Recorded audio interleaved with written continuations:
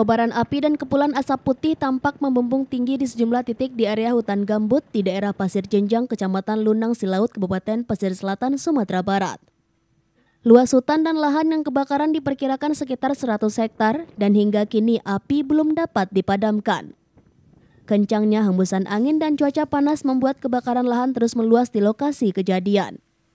Sulitnya mencari sumber air karena cuaca panas juga membuat petugas sulit untuk memadamkan api yang terpantau hingga 8 titik. Satgas gabungan dari BPBD, TNI Polri, dan Dinas Kehutanan, serta dibantu masyarakat berupaya memadamkan dan meminimalisir kobaran api dengan cara disiram menggunakan alat sedot air.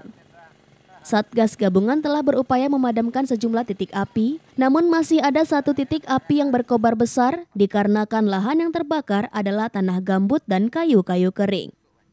Diduga penyebab terjadinya kebakaran karena aktivitas warga yang membuka lahan baru untuk perkebunan sawit.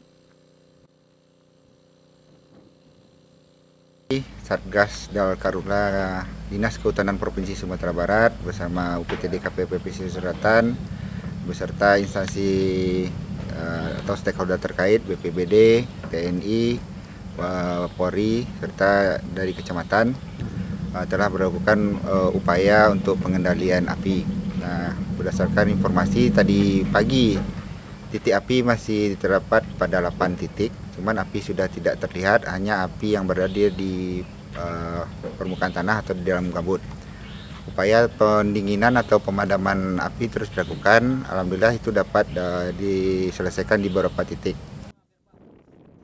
Dari Kabupaten Pesisir Selatan, Sumatera Barat, Budi Sunandar, iNews melaporkan.